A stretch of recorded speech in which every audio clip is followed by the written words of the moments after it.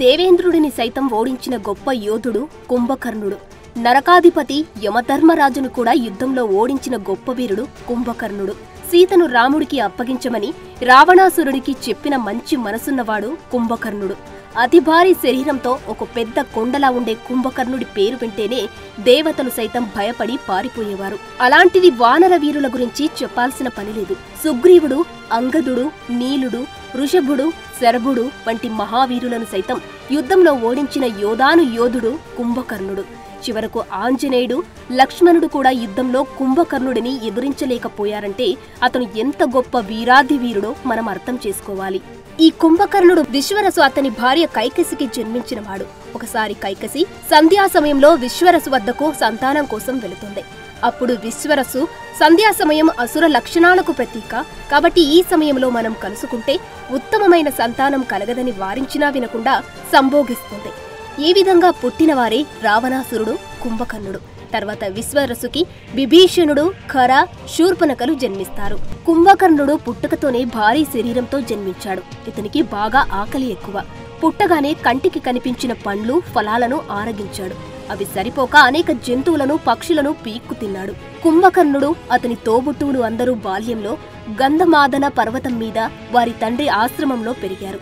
కుంభకర్ణుడు పెద్దవాడయ్యే కొద్దీ అతని శరీరం కూడా భారీగా పెరగసాగింది. దాంతో ఆకలికి తట్టుకోలేక జంతువులు దొరకనప్పుడు మనుషులను, అలాగే తపస్సు చేస్తున్న మునులను సైతం పీక్కు తినేవాడు. ఒకసారి దేవతల రాజధాని అమరావతికి వెళ్లిన కుంభకర్ణుడు అక్కడ ఆకలికి తట్టుకోలేక ఇంద్రుడి ఉద్యానవనంలో పండ్ల చెట్లకు ఉన్న పండ్లను తిని అవి సరిపోక అక్కడే ఉన్న జింకలు, నెమలి లాంటి అనేక మూగజీవాలను తినసాగాడు. అది చూసిన దేవేంద్రుడు కోపంతో కుంభకర్ణుడిని పిడిగుద్దు గుద్దాడు.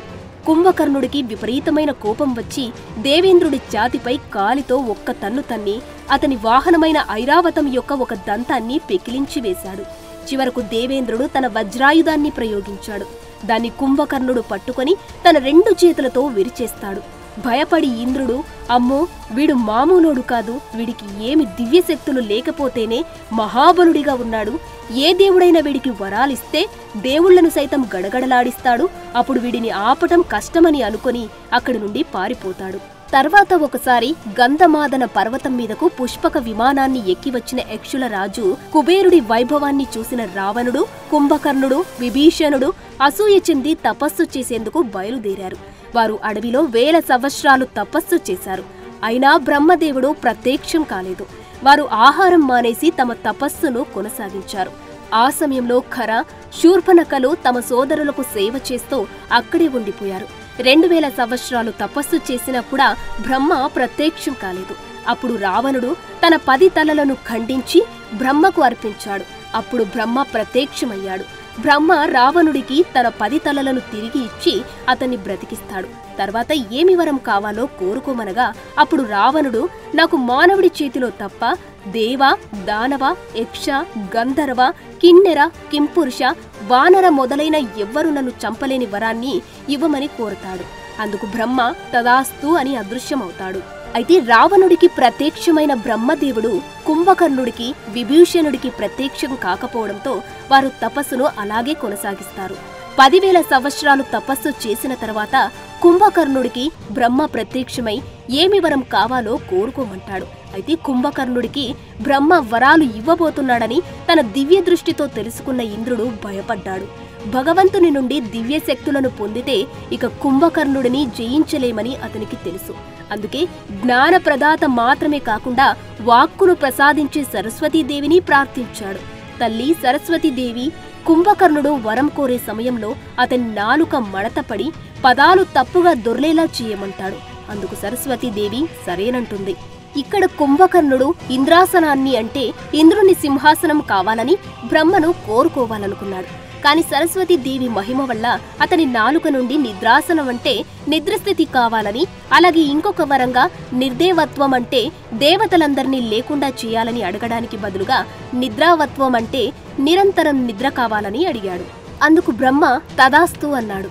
ఆ సమయంలోనే కుంభకర్ణుడు తన తప్పును గ్రహించి వరాన్ని రద్దు చేయమని బ్రహ్మదేవుడిని అభ్యర్థించాడు. కాని ఒక్కసారి ఇచ్చిన తర్వాత వరాన్ని రద్దు చేయలేనని, కావాలంటే మారుస్తానని చెప్పి కుంభకర్ణ నీవు 6 నెలలు నిద్రపోతావు, తర్వాత ఒక్కరోజు మేల్కుంటావు, ఆ రోజు పూర్తిగా నీకు ఇష్టమైన పనులు చేసుకుని సంతృప్తిగా తిని తర్వాత 6 నెలలు తిరిగి నిద్రపోతావు. ఒకవేళ నీవు నిద్రిస్తున్న 6 నెలల కాలంలో బలవంతంగా నిద్రలేస్తే నీవు చనిపోతావు అని వరాన్ని మార్పు చేస్తాడు బ్రహ్మ.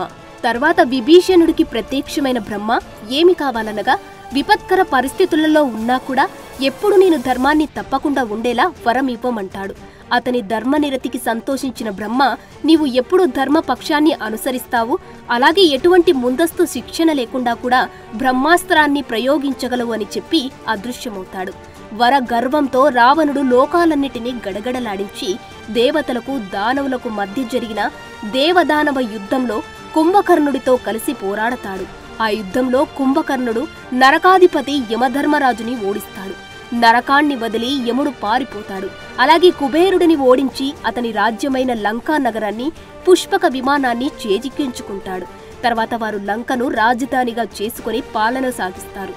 కుంభకర్ణుడు రాక్షసరాజు విరోచనుని మనువరాలు అయిన వజ్రజ్వలని వివాహం చేసుకుంటాడు. వీరికి కుంభ, నికుంభ, భీమాసుర అనే 3 బలవంతులైన మగబిడ్డలు జన్మిస్తారు. రావణుడి కోరిక మీద లంకా నగరంలో కుంభకర్ణుడు నిద్రించడం కోసం దేవతల వాస్తుశిల్పి విశ్వకర్మ ఒక అద్భుత భవనాన్ని నిర్మిస్తాడు. ఇది తెల్లగా పాలరాతితో 1 యోజనం పొడవు వెడల్పులతో ఉంటుంది. క్రిస్టల్ అలాగే బంగారంతో రూపొందించబడిన భారీ స్తంభాలను కలిగి నివాస ద్వారం ఏనుగుల దంతములతో వజ్రాలు పొదిగిన తలుపులతో అద్భుతంగా మెరుస్తూ ఉంటుంది. కొన్ని వేల సంవత్సరాలు ఈ భవనంలోనే నిద్రిస్తాడు కుంభకర్ణుడు. కాలగమనంలో శ్రీరామచంద్రుడు తండ్రి మాటకు కట్టుబడి రాజ్యాన్ని వదిలి సీతా లక్ష్మణ సమేతంగా అడవికి చేరుకుంటాడు. అక్కడ లక్ష్మణుడి అందానికి మైమరిచిన శూర్పణఖ పెళ్లి చేసుకోమని విసిగించడంతో కోపంతో శూర్పణఖ ముక్కు చెవులు కోస్తాడు లక్ష్మణుడు.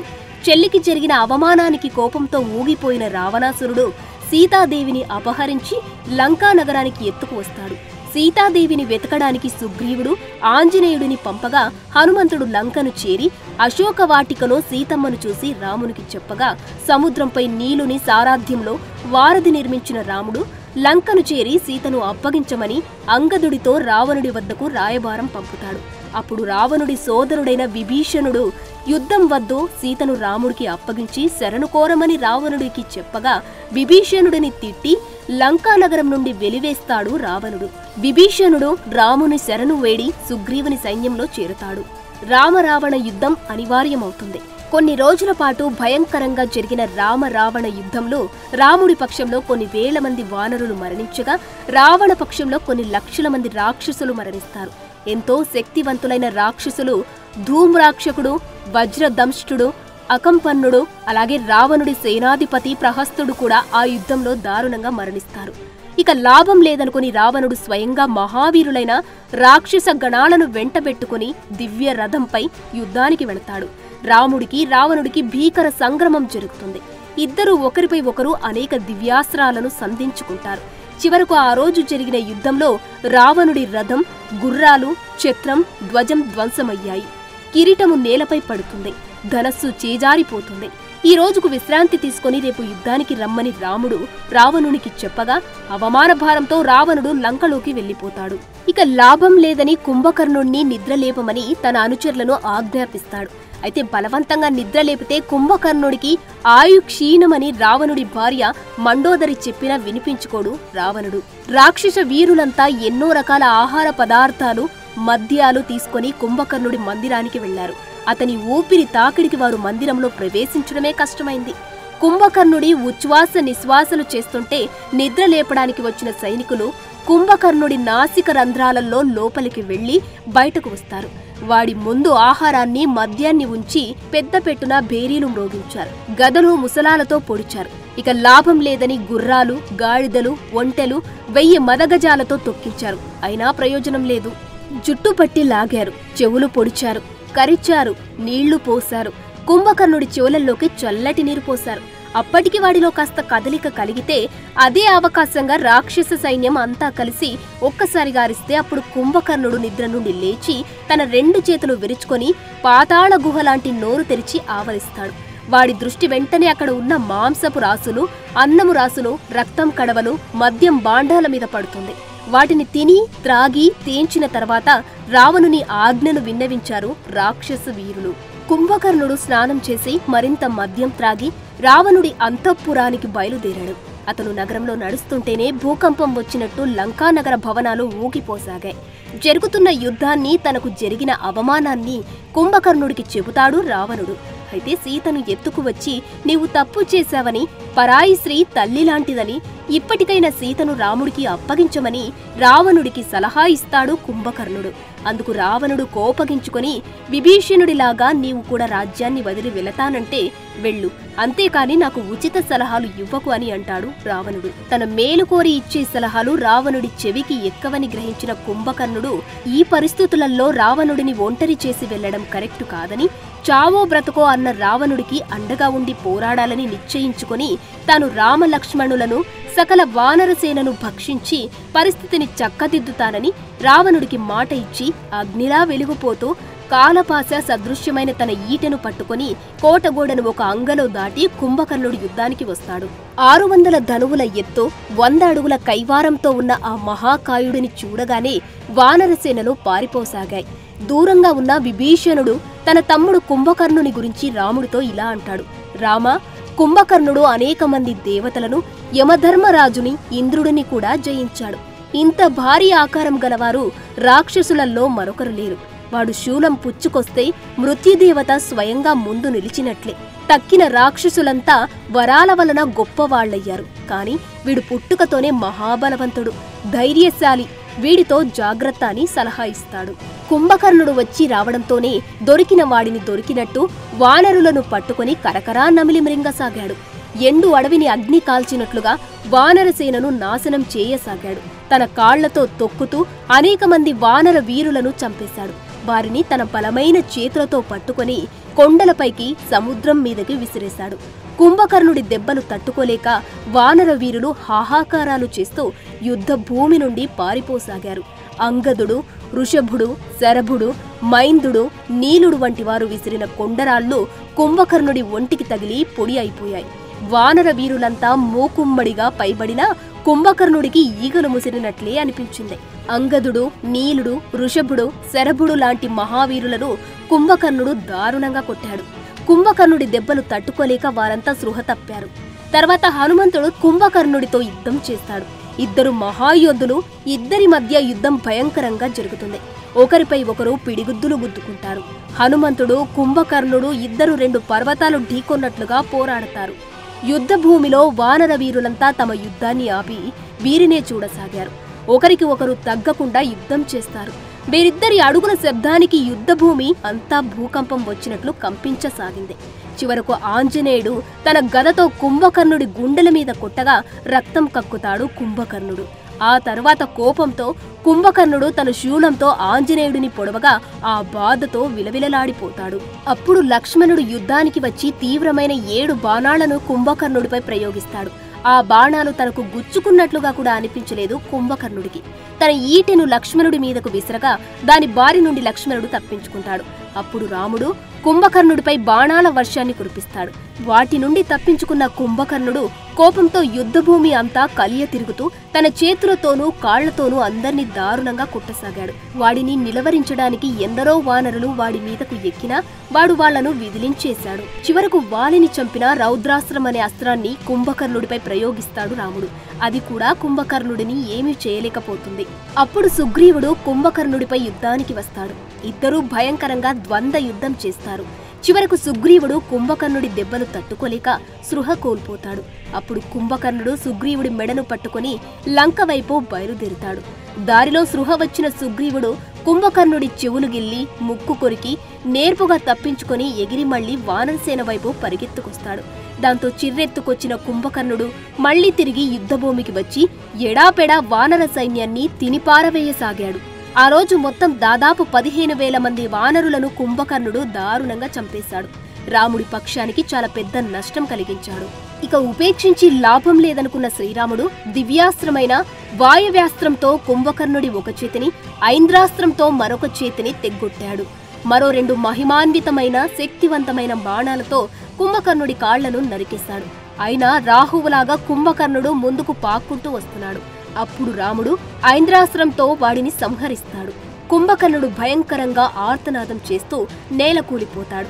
వాడి దేహం క్రింద పడి అనేక మంది వానరులు రాక్షసులు నలిగి మరణిస్తారు. కుంభకర్ణుడి మరణ వార్త విన్న రావణుడు ఎంతో శోకించాడు. తమ తండ్రి మరణానికి ప్రతీకారం తీర్చుకోవాలనుకున్న కుంభకర్ణుడి కొడుకులైన కుంభ, నికుంభలు తర్వాత రోజు యుద్ధానికి వెళ్లి అనేక మంది వానర వీరులను హతమారుస్తారు. వీరు కూడా మహాయోధులే. కుంభుడు వీరావేశంతో అనేక బాణాలు సంధించి మైందుడిని, వీవిధుడిని మూర్ఛపోగొట్టాడు. తన మేనమామలు పడిపోవడం చూసిన అంగదుడు కుంభునిపై లంఘించాడు. కుంభుని గొద్దుకు అంగదుడు కూడా సొమ్మసిల్లాడు. దానితో సుగ్రీవుడు యుద్ధానికి వచ్చి చాలాసేపు భీకరమైన ద్వంద్వ యుద్ధం చేస్తాడు. చివరకు సుగ్రీవుడి పిడిగుద్దులతో కుంభుడు మరణిస్తాడు. ఇంకోవైపు నికుంభుడు ఒక పెద్ద ఈటెను తీసుకుని వానరుల మీదికొచ్చాడు. హనుమంతుని వక్షస్థలానికి తగిలి ఆ ఈటె ముక్కలైంది. హనుమంతుడి గుద్దుకు నికుంభుని కవచం పగిలింది. ఇద్దరూ ఒకరినొకరు గుద్దుకున్నారు. చివరకు హనుమంతుడు నికుంభుని తల పట్టుకుని మెడలు మెలిపెట్టి విరిచేసి చంపేస్తాడు. ఈ విధంగా రావణుడు చేసిన పని తప్పని చెప్పిన కుంభకర్ణుడు తన అన్నను యుద్ధంలో ఒంటరిగా వదిలివేయకుండా అన్నకు మద్దతుగా రాముడితో యుద్ధం చేసి కుంభకర్ణుడు అతని ఇద్దరు కుమారులు యుద్ధంలో మరణిస్తారు. అయితే పురాణ కథనాల ప్రకారం రావణుడు, కుంభకర్ణుడు వారి పూర్వజన్మలలో శ్రీ మహావిష్ణువు నివసించే వైకుంఠానికి ద్వారపాలకులైన జయ, విజయ అని పిలువబడే దేవతలు. ఒకసారి బ్రహ్మ మానసపుత్రులైన సనకాదులు అని పిలువబడే మహర్షులు విష్ణుమూర్తిని చూడడానికి వైకుంఠానికి రాగా ద్వారపాలకులుగా ఉన్న జయ, విజయులు చిన్న బాలురుగా ఉన్న వీరిని చూసి లోపలికి వెళ్లకుండా అడ్డుకుంటారు. దీంతో సనక కుమారులకు ఆగ్రహం వచ్చి జయ, విజయులను భూలోకంలో జన్మించమని శపిస్తారు. చివరకు జయ, విజయులు తమ తప్పు తెలుసుకొని శాప విమోచనాన్ని చెప్పమని నారాయణుడిని అడగ్గా, మీరు వైష్ణవ భక్తులుగా 7 జన్మలు గాని లేక మహావిష్ణువు పైన వైరంతో 3 జన్మలు ఎత్తితే శాప విమోచనం జరుగుతుందని చెప్పగా, అప్పుడు జయ, విజయులు తండ్రి నారాయణ 7 జన్మలు అంటే కొన్ని కోట్ల సంవత్సరాలు పడుతుంది. నిన్ను చూడకుండా మేము భూలోకంలో అంతకాలం ఉండలేము. నీ విరోధులుగా 3 జన్మలు ఎత్తి త్వరగా నిన్ను చేరుకుంటామంటారు. ఆ విధంగా జయ, విజయులు భూలోకంలో మొదటి జన్మలో హిరణ్యాక్ష, హిరణ్యకశిపుడిగా జన్మిస్తారు. హిరణ్యాక్షుడిని శ్రీ మహావిష్ణువు వరాహస్వామి అవతారంలో సంహరించగా, హిరణ్యకశిపుడిని నరసింహస్వామిగా అవతరించి సంహరించాడు. తర్వాత జయ, విజయులు 2వ జన్మలో రావణుడు, కుంభకర్ణుడిగా జన్మిస్తారు. వీరిద్దరిని శ్రీ మహావిష్ణువు శ్రీరాముడిగా అవతరించి సంహరించాడు. తర్వాత జయ, విజయులు 3వ జన్మలో శిశుపాలుడు, దంతవక్త్రుడుగా జన్మిస్తారు. అప్పుడు వీరిద్దరిని శ్రీ మహావిష్ణువు శ్రీకృష్ణుడిగా అవతరించి సంహరించాడు. హిరణ్యకశిపుడు, కుంభకర్ణ, దంతవక్త్ర వంటి 3 జీవితాలను గడిపిన విజయ చివరకు వైకుంఠానికి తిరిగి చేరుకుంటాడు. For more videos like this, subscribe Big TV channel.